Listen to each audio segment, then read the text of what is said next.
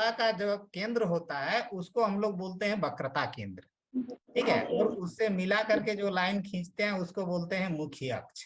इसके बाद फिर इधर जो दर्पण की तरफ लाइन जो गुजरती है उस पॉइंट को हम लोग बोलते हैं ध्रुव, और इसके बीच इसको बोलते हैं फोकस।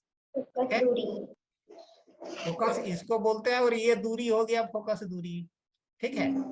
इसके बाद ये चीज को समझना है हम लोगों को। इसके बाद ये सब जो है हम लोग अलग परिभाषित भी किए थे। फिर हम लोग और एक चीज बोले थे, प्रतिबिंब कैसे बनता है बताइए, प्रतिबिंब कैसे बनता है, कुछ याद है? देखिए, जब दो परावर्तित किरणें, ठीक है, जब दो परावर्तित किरणें, ठीक है, आपस में मिलती है, ठीक है, या मिलती हुई प्रतीत होती है, तो वहीं पर प्रतिबिंब बनता है, ठीक है। ये हम आप लोगों को लिखाए थे, ठीक है, देख लीजिए प्रतिबिंब कैसे बनता है, ठीक है। तो अब जो है जैसे हम लोग इधर कोई वस्तु को रखें कहीं पर भी, ठीक है, तो उधर जो है वो उसकी किरणें किधर किधर से गुजरेगी, ठीक है। तो हम लोग जो है प्रतिबिंब बनने का नियम भी एक बताए थे आप लोगों को, 4 नियम बताए थे, कि प्रकाश की किरणें परावर्तित होके किधर किधर से गुजरती है, ठीक है। तो पहला बात कि प्रकाश की किरणें,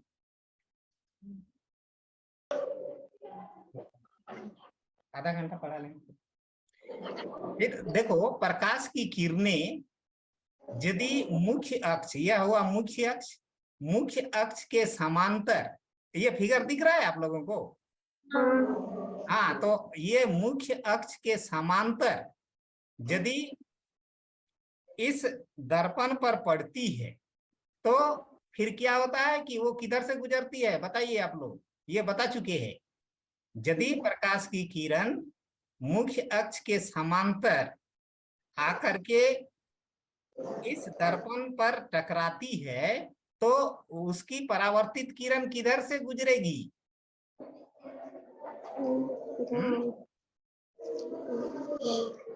उसकी परावर्तित किरण जो है उसके फोकस से होते हुए गुजरेगी, ठीक है। यदि कोई किरण मुख्य अक्ष के समांतर चलती है, चल करके दर्पण पर पड़ती है तो दर्पण से परावर्तित होगी, और वो परावर्तित हो करके किधर से गुजरेगी? उसके मुख्य फोकस होते हुए गुजरेगी, ठीक है। जैसे अभी देखिए यहाँ पर हम लोग केस भी बता रहे थे। हाँ बच्चों, तो देखिए हम लोग क्या पढ़े थे, 4 नियम पढ़े थे, ठीक है।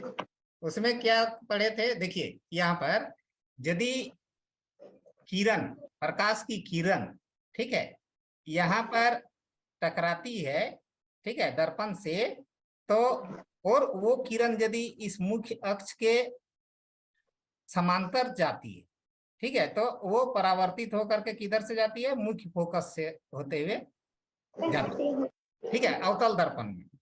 इसके बाद उत्तल दर्पण में क्या होता है कि देखिए, इधर उत्तल दर्पण में परावर्तक सतह इधर है पॉलिश किया हुआ, इस साइड में पॉलिश है ना, तो इधर से किरण जाएगी तो फिर इधर ही टकरा करके वापस आएगी, ठीक है।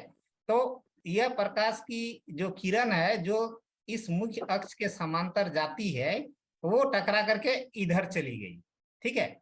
अब यह जो किरण है यह लग रहा है कि इसका फोकस से आता हुआ प्रतीत हो रहा है, वास्तव में इधर टकरा के चला गया, ठीक है। लेकिन इधर से हमको लगेगा, मान लेते हैं इधर से हम लोग देखें ऊपर तरफ से, तो हमको लगेगा कि यह किरण कहाँ से आ रही है? इस मुख्य फोकस से आ रही है, ठीक है। तो यह हुआ समांतर किरणों का। इसके बाद दूसरा और एक क्या पढ़े थे कि यहाँ पर यह गई, यह प्रकाश की किरण गई इसके समांतर, ठीक है, तो समांतर गई तो टकरा करके मुख्य फोकस की ओर गई, चली आई परावर्तित होके। और यदि वो मुख्य फोकस से होते हुए गई, यदि मान लेते हैं यह किरण इसके मुख्य फोकस से होते हुए गई। ठीक है, तो मान लेते हैं कि यह किरण मुख्य फोकस से होते हुए गई, तो वो टकरा करके किधर चली जाती है, फिर टकरा करके इसके समांतर हो जाती है। यह मुख्य अक्ष जो है इसके समांतर। ठीक है, यह दूसरा नियम। ये नोट करने के लिए बोले थे, आप लोग नोट किए थे कि नहीं उस दिन? हाँ ठीक है। इसके बाद फिर यह उत्तल दर्पण में देखिए कि इसमें भी, ठीक है, इसमें भी क्या होगा कि यदि यह मुख्य फोकस से होते हुए मान लेते हैं इस प्रकाश की किरण को, ठीक है, हम लोग इधर से भेज रहे हैं तो यह परावर्तक सतह में टकराएगा। ठीक है, तो यह जो किरण जो कि पहले आ रही है वो मान लेते हैं कि मुख्य फोकस से होते हुए आती प्रतीत हो। ठीक है, इसको आगे बढ़ा दे रहे हैं तो यहाँ मुख्य फोकस है। ठीक है, तो फिर यहाँ पर परावर्तक सतह से क्या होता है कि वह मुड़ करके इस मुख्य अक्ष के समांतर हो जाता है। ठीक है, ये दूसरा नियम। ठीक है, इसके बाद तीसरा नियम में हम लोग पढ़े थे ये वाला केस। ठीक है, कि क्या पढ़े थे उसमें तीसरा नियम में कि यदि प्रकाश की किरण है ना, इधर है मुख्य फोकस, मुख्य फोकस से नहीं जा रही है, कहां से जा रही है, ये क्या है बताइए, सी क्या है? हाँ, भूल गए क्या? अभी तुरंत भूल जाने से नहीं होगा इतना जल्दी। ठीक है, तो यह सी जो है हमारा वक्रता केंद्र है दर्पण का।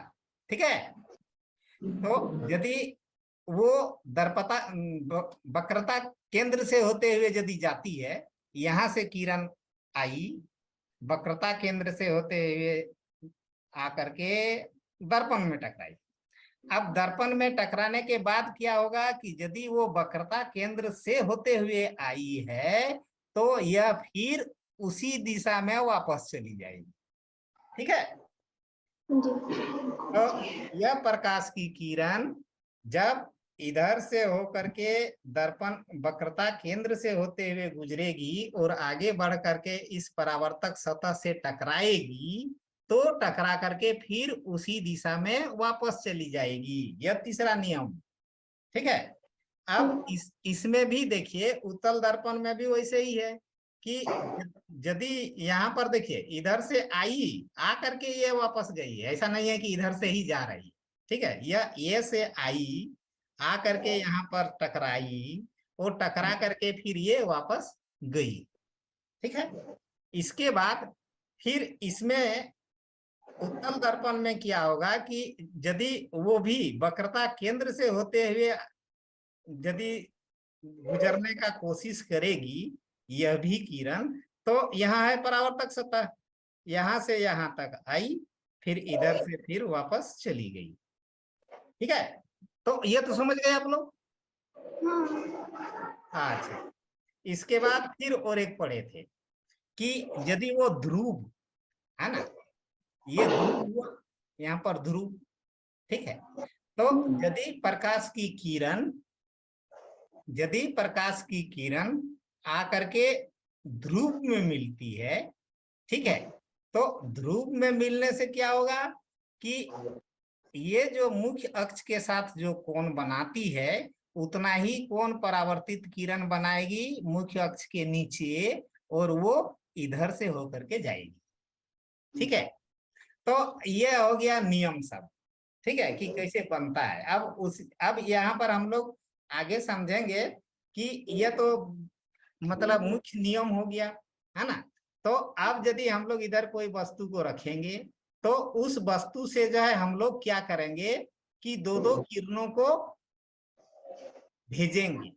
ठीक है, चाहे दो दो किरणें उस वस्तु से जाएगी और उस वस्तु से जो है इस दर्पण में टकराएगी वो किरण और फिर वापस में जहां पर मिलेगी परावर्तित होकर के वहीं पर वस्तु का प्रतिबिंब बनेगा।